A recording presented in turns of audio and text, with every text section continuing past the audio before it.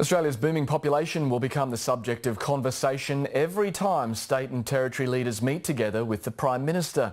At Scott Morrison's first COAG meeting, Premiers and Chief Ministers have agreed to share information on population pressures their cities are under or their need for extra workers. Here's National Affairs correspondent Greg Jennett.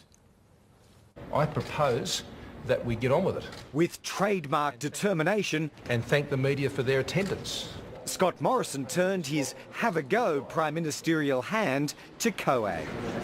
And 5 hours later filed back with fellow leaders agreed on almost everything. One of the most cooperative and collaborative COAG meetings that I've been at. Once again, very productive, and I really thank the Prime Minister. Well, it's been a very productive meeting here in Adelaide. Between them, the 9 leaders represent the nation's 24 million Australians, added to each year by 160,000 new permanent migrants.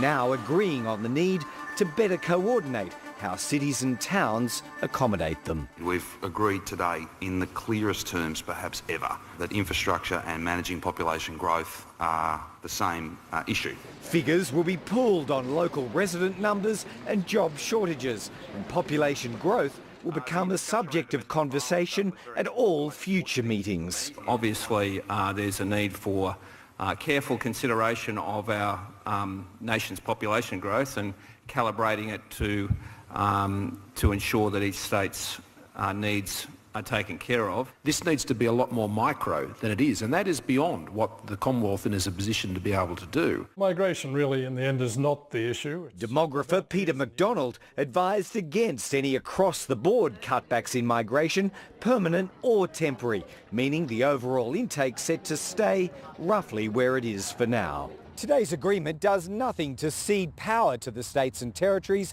on setting migrant numbers. It only formalises the sharing of information.